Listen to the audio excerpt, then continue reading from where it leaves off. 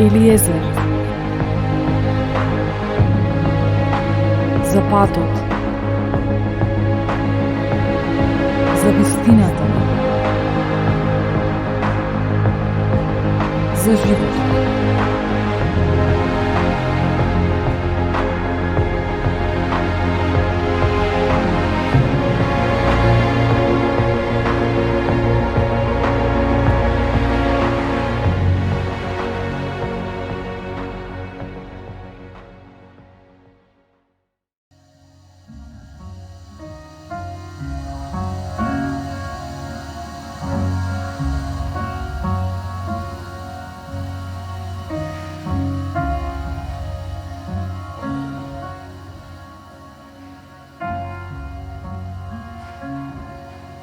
Душо, касни ја смислата и проголта ја мудроста.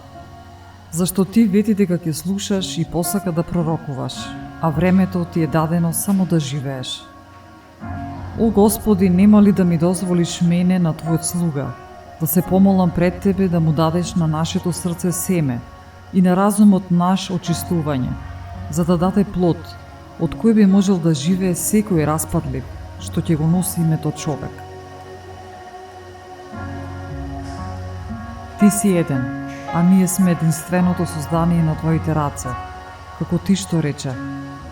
Но како сега во мечината утроба се образува телото, а Ти му ги даваш членовите?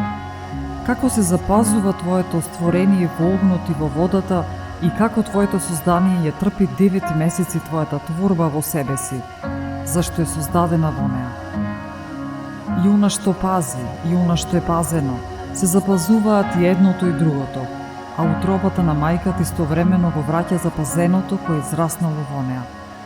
Ти си заповедал од самите делови, односно од градите, да се дава млеко, плод од градите, до известно време, да се храни создаденото, а потоа го предаваш на Твојата милосрдност.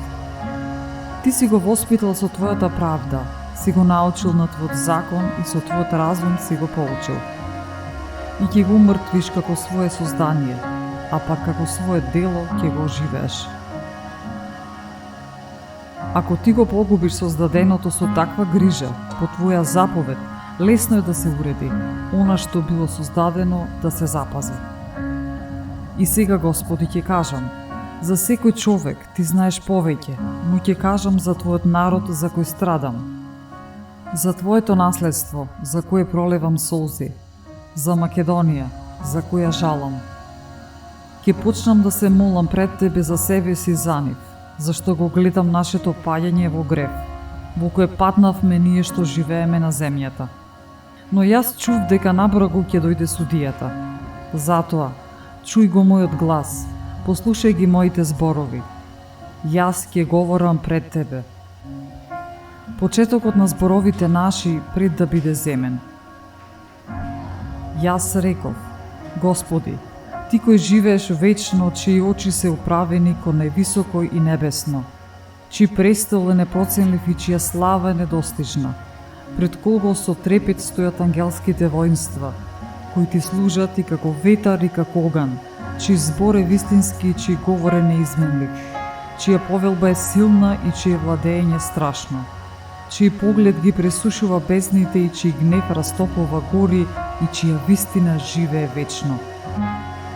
Чуј ја молитвата на Твојот слуга, послушај ја молбата на Твоето создание. Додека сум жив ќе говорам, додека разбирам ќе одговарам. Не загледувај се во гревовите на Твојот народ, туку во оние што вистински Ти служат. Не гледај ги со внимание безбожните дела на незнабожците, туку на оние кои ги запазија Твоите завети и во неволи. Не мисли за оние кои лажливо постапуваат пред Тебе, а спомни си за оние кои по Твоја волја познаат што е страв. Не погубувај ги оние што живееле животински, а погледни кон оние кои учеа јасно за Твојот закон. Не гневи се против оние кои се познати дека се полоши од зверови, а возлюби ги оние кои секогаш се надеваат во Твојата правда и слава. Зашто ние и нашите татковци од такви болести страдаме, а Ти, заради нас грешните, милосрден ќе се наречеш.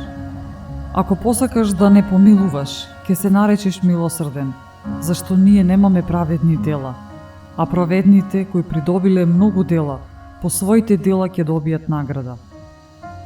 Што е човекот за да се гневиш на него, а овој расипан род за да се огорчуваш од него толку? Навистина, нема никој меѓу родените, а да не постапил нечестиво.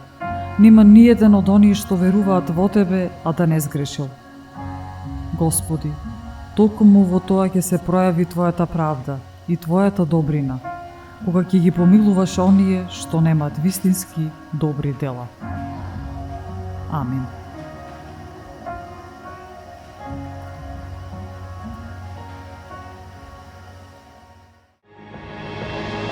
Елиезер,